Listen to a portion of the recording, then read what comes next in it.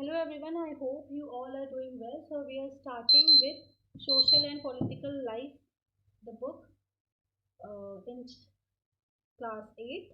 So the first chapter, that is the Indian Constitution. Okay. So we have two broad topics to cover. The first, why does a country need a constitution? And the second, the Indian Constitution and its key feature. First thing I want to say that I have not made a very typical PowerPoint presentation, but instead I have used the full content or the full length paragraph in my presentation because I want every line of the NCRTs to be covered. If I make typical presentation, then it will not fulfill my goal, that is you are able to read every single line of NCRT. That's why I have made the presentation in a paragraph wise. Okay, so let's start. Firstly, why does a country need a constitution? So introduction is given, and one thing more, whenever you take my classes, keep your book with you and open the chapter which I am teaching. Okay, so let's start with the example. In this chapter we are going to begin with a football, a game many of you have probably heard of. Means the chapter is starting with an example which is of a game, that is football. As this name suggests, that this is a game that involves the player feet. Means how do we play a football? By using our feet. According to the rules of football, if the ball touches the arm of any player except the goalkeeper, then it is considered as foul. Means he is telling a rule. Okay, he is telling a rule of a game. Okay, and if someone or if the players hold the football in their hand, it is not football. Then this will not be a proper rule of the game. Okay, so these are rules of football. In the same way, there are rules of cricket, there are rules of badminton. Everywhere there is a rule of doing something. Okay, and these are the rules which help us to distinguish one game from another. For example, in football we use feet. If someone is playing with with a ball using his feet, then you will understand, okay, he's playing a football. If someone is holding a bat, then you will know, okay, he's playing cricket. If someone is holding a hockey stick, then you will get to know that, okay, he is playing hockey. So these rules are indicator of the game. It helps in differentiating one game from another. I hope I'm making you clear with this example. Okay, in the same way, like these games, a society also has constitutive rules. Okay, what is the meaning of constitutive? Fundamental rules which cannot be changed. Okay, which are supreme to the country, and differentiate and constitutive rules for a society that differentiate one society from the another. In the same way, like rules differentiate one game from another. Okay, okay, so what is constitution? It is a written document in which we find such rules. Okay, for example, if I have to make a constitution for suppose football. Okay, so I will take a notebook. I will write all the rules in that notebook related to football. Now what is this? This is a constitution. I'm just giving an example. Now you have constitution in your hand, and every rule of the football game is written, and everyone who is playing football have to follow it. Okay, I hope I'm making it clear. Okay. Today, most countries in the world have a constitution. Means most of the countries that are in the world have a constitution. Means they have a written book of all the rules and regulations that are followed by the citizens of country, that are followed by the government of that country, that are followed by everyone who is who is living in this country. Okay, understood? While all the democratic countries are likely to have a constitution, it is not necessary that all the countries have a constitution or democratic. Means mostly democratic countries. Okay, democratic country means where there is government, where there is election, no king or queen concept. Okay, for example, India. In India we have proper and regular elections, but in China there is one party rule. There is no proper democracy, but they also have constitution, and India also have constitution. Okay, the constitution serves several purposes. Means there are very different roles that a constitution play. Now understand what are they. Okay, first, it lays out certain ideals that form the basis of the kind of country that we as a citizen aspire to live in. For example, I will take an example. This is not given in book. I'm just taking a general example. Suppose I'm living in a joint family. Okay, my uncle, my aunt, my mom, my father, everyone is living here, and we want something common between us. Means we are expiring. Okay, we are aspiring that okay, we will be living peacefully. We will not fight with each other. We will have consensus on every decision. We will agree to others interest. Okay, we will spend the money in not we will not waste the money, we will spend the money. So these are our aspirations. Okay, so have you understood? Aspirations. Now if I write all these things in a book, now I'm writing that okay, we will be peaceful, we will be non-violent, and I keep this book, and I said okay, now this is constitution, and this constitution will be applicable where? In our family. Okay, this will be applicable. Now this constitution will be the supreme. In any case, if we fight with each other, I can bring the constitution, and I can show okay, see here, it is written that we will not fight with each other. Okay, we understood. So what is constitution reflecting? In my case, in my family case, the constitution was reflecting the aspiration of my family members, of my joint family members. And in case of India, the constitution is of India reflecting what? The aspiration of the general masses, of the citizens of India, the Indians, of us. Okay,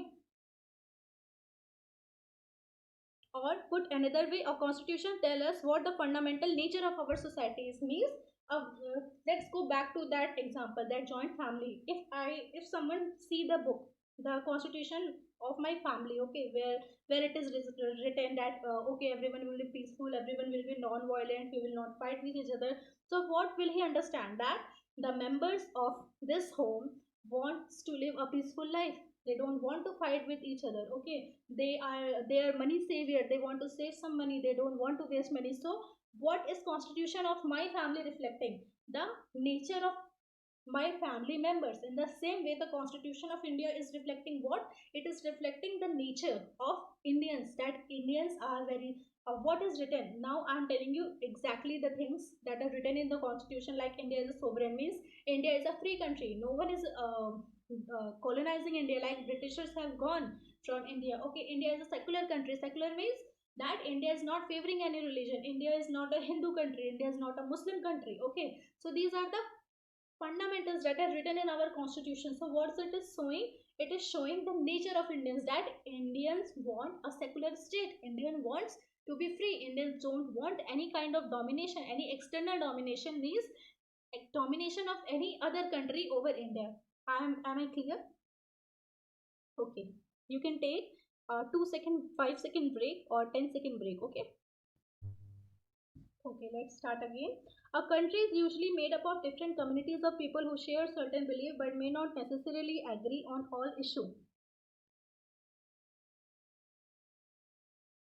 A constitution helps serve as a set of rule and principles that all the persons in a country can agree upon as the basis of the way in which they want the country to be governed. Example, what does it mean? It means that in India, many kind of people live. For example, Hindus live, Muslim lives, okay, rich, poor.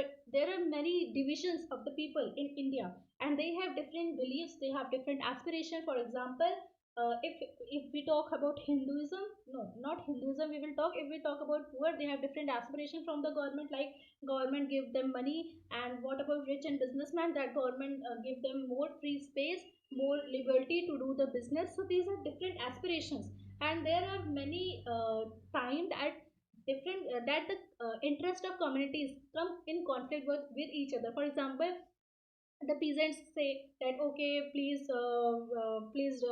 I am not able to give my tax, or I am not able to give the money to the money lender, please. Okay, these kind of thing. What money lender will want from the government? Please, this is my money and give me back. Okay, they say to the peasant to give the money back. Or what the industrialist will say, okay, I want to expand my business. What the worker will say, that industrialist do make them do overtime works, so they want good money and they don't want to work overtime. Means there is a conflict of interest every time, but there are many things on which they can agree. Like as an Indian, they will agree that okay, we want a secular nation, we want to be free, we don't want any other country like Britain, America to rule us. Okay, so there are many things that on which They all will agree. So constitution has what? Constitution has those things on which all the Indians agree. Okay, understood? A constitution helps us to, okay, this line is clear. This include not only the type of government but also an agreement on certain ideals that all believe the country should adopt. Means on in our constitution everything is mentioned that what kind of government. Means we have democratic government, we have representative government. India is not a monarchy. In constitution it is written that India is a democratic country. Okay, and certain ideals. Means what are the ideals of democracy? That we will have fair and regular elections. We have in India we have multi-party system. Okay, and there everything is below the constitution. The constitution is the supreme. Okay,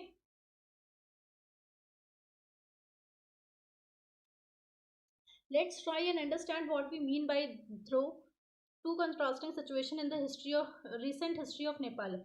A country that borders India in the south. Where is Nepal? It is in north of India. Okay. Until recently, Nepal was a monarchy. Uh, Before now, Nepal is a democratic country, but before democracy establishment, the Nepal was a monarchy. The previous constitution of Nepal, which had been adopted in 1990, reflect the fact that the final authority rested with the king. They have a constitution. Means I told you, that many non-democratic countries also have a constitution. In the same way, the Nepal was monarchy and they had a constitution, and the supreme power was who? He was the king. Okay, a people's movement in Nepal fought for several decades. Means the people protested and for several decades. One decade means 10 years. So they have protested to establish the democracy, and they were successful in 2006. And now they were writing a new constitution to establish Nepal a democracy. Now they want to write that Nepal is a democratic country, and they want to feature all the democratic ideals in their constitution. Why are they making new constitution? Because they want to add the features, the ideals of democracy in their constitution. And what about the previous constitution? It had everything related to king. It has the provisions that make the king more supreme, that he is the final authority. The leaders, the ministers can make any decision, but who will be this? Who will? Who can change everything? Who can change all the decision? He was the king. Okay, so this was the difference of the previous constitution and the new constitution that the the people were making. Okay, the reason they did not want to continue with the previous constitution is because it does not reflect the ideals of country that Nepal want to be. What was that? It was the democratic country, and they had fought for what they have fought? They have fought for democracy. Understood? Is it clear? As in the game of football, in which a change is a constitutive rule which will change the game altogether, Nepal, by moving from a monarchy to a democratic country, needs to change all its constitutive rule in order to usher a new society. The same thing I told you. I told you everything, that how what was the difference between the previous constitution and the new constitution. Why Nepalis were adopting a new constitution. Okay, so this is the question. I have answered it before. Now I'm just reading it. Okay, and you also read with me. This is why the people of Nepal adopted a new constitution for their country in 2015. The caption alongside elaborate Nepal's struggle for democracy. The second important purpose of a constitution is to define the nature of the country's political system. For example, means I have told you now that in constitution it is mentioned what type of government that country has.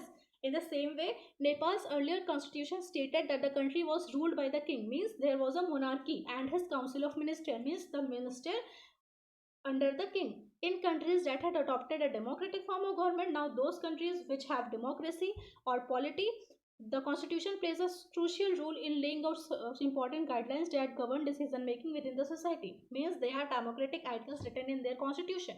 In a democracy, now we have understood Nepal has monarchy. Now they have shifted to democracy. They have changed their constitution. They have made new constitution because the new constitution have all the democratic ideas. The previous constitution have all the monarchical ideas. We have understood it. This is very common. Okay, this is very easy for us. We have grasped everything, whatever. Okay, if you have any doubt, you can ask me and tell me, am I going normal, or my pace is slow, or my pace is fast? If you are not able to understand something, then just go back 10 to 20 seconds and then rewatch the video, and for this video only, and you can comment below down if you want me to go slow. Okay. Now let's start. In our democracy, we choose our leaders so that they can exercise power responsibility on our behalf. However, there is always a possibility. Just a minute.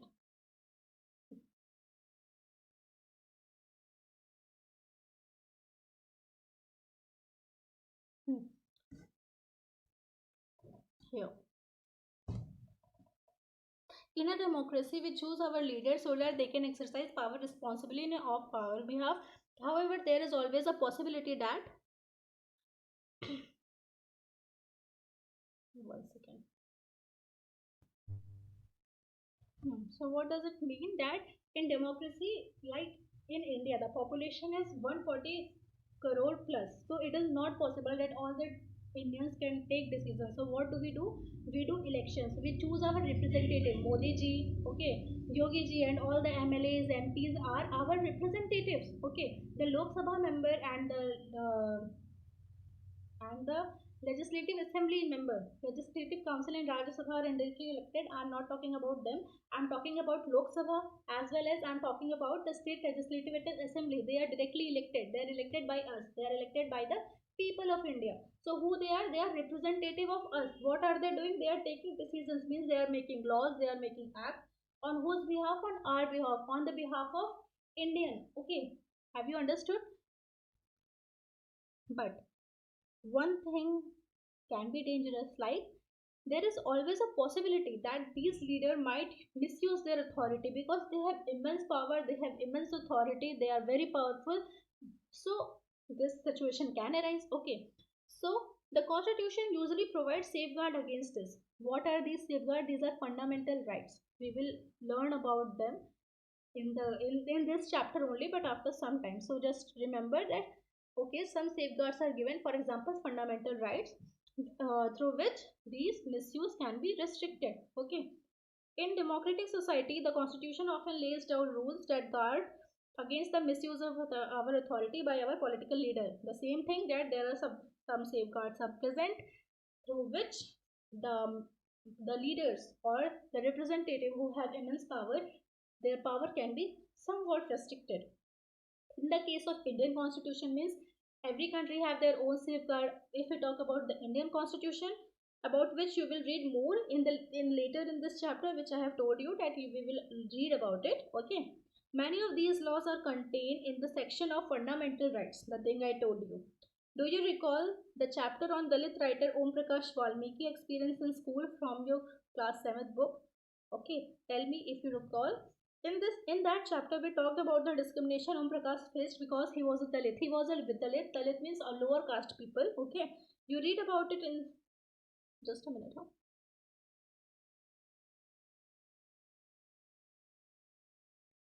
Okay, you read about how the Indian Constitution guarantee the right of equality to all the person. Now we are talking about fundamental right.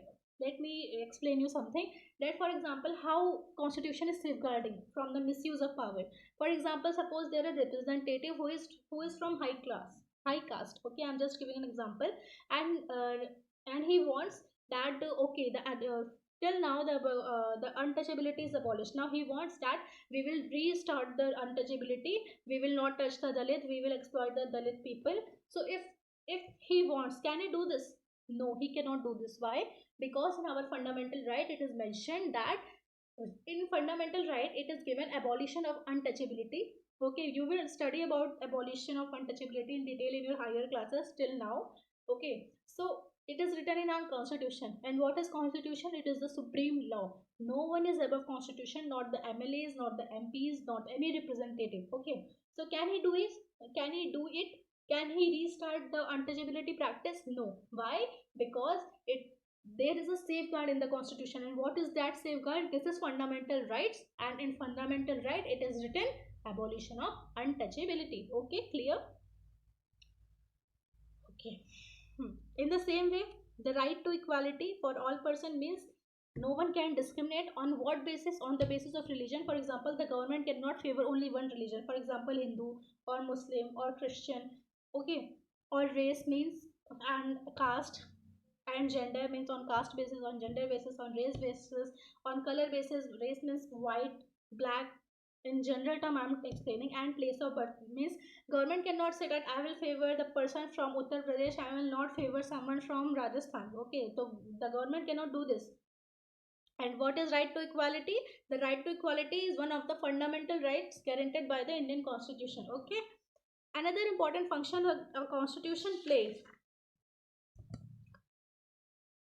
hmm, is to ensure that a dominant group does not use its power against other less powerful. Like I have given an example. Who was the dominant? The high caste representative. And who was the less powerful? That Dalit. Okay. That untouchable. Okay. So he cannot do this. Who is safeguarding that Dalit or that untouchable category? Now it is not existing, but I'm just explaining you for better understanding. uh, can he implement? No. Who is safeguarding? The constitution is safeguarding. Okay.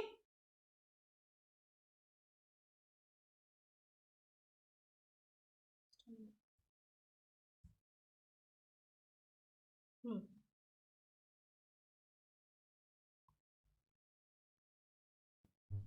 Now, the constitution usually contains rules that ensure that minorities are not excluded from anything that is routinely available to majority. Means the government or the constitution is not designating any majority or minority. Now, what is majority and minority? It can be on any basis. For example, religion, language. For example, Hindi speaking are more, or the English speaking are more. The Gujaratis are less. Okay, as compared to Hindi speakers.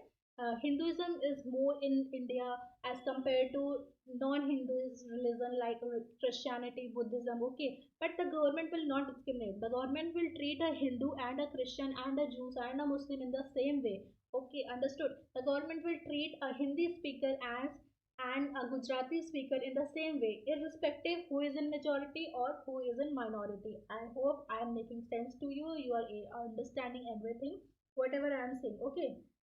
Okay, so the domination and subjugation between two communities means like Hindu, Muslim, okay, Gujarati, Hindi, this is called inter-community domination. And what if about in one community, for example, a high caste and a low caste in the same religion, it is intra-community domination within the same community, okay? Similarly, the constitution helps us to protest against certain decisions that we might take that could have an adverse effect on a larger principle that the country believe in. For what does it mean? The constitution is protecting us from ourselves. Means, for example, in democratic country too, there is lot of corruption. The leaders are corrupt. They are not working in proper way like they should work. Okay, so many times we get angry.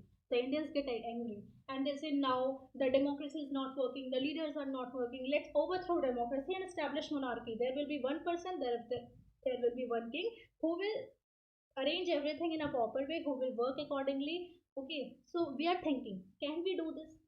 No, we cannot do this. Why? Because in our constitution it is written that India is a democratic country and no one can change it. Okay, so in this, what does it mean? That the constitution is protecting us from ourselves, because there can be long term adverse effect of monarchy. If we establish monarchy replacing the democracy, the king will have immense power. Where is the guarantee that king will work according to our aspiration? He can fulfill his aspiration. He can subjugate us. He can treat us like a like what nothing. Okay, like nothing. He does not care about us. These things can be happen.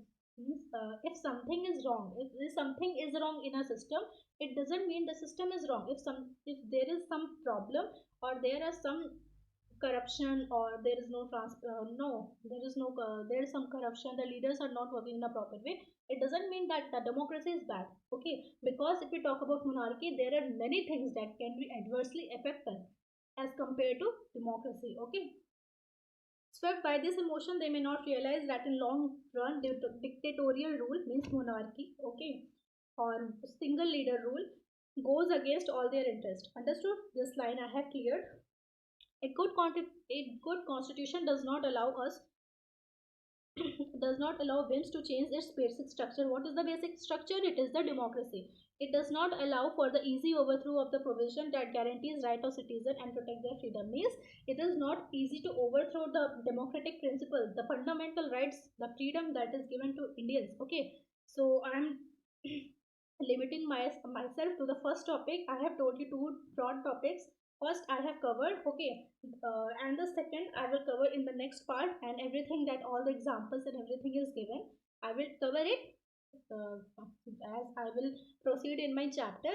And talking about the exercises, I will not discuss it in the video, but we will have the question answer session. I will provide you notes, I will give you everything.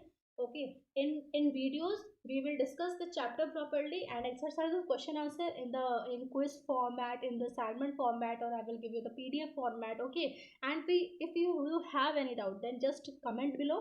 I will definitely answer it in the class itself. Okay, no problem. Okay, and if you like the way of teaching, or you have any uh, complaint, or if you want me to go slow, normal, or anything you want to tell me, just comment down below. Okay, thank you, have a good day, and I will cover the part 2 in the next video. Okay, and which I will post very soon.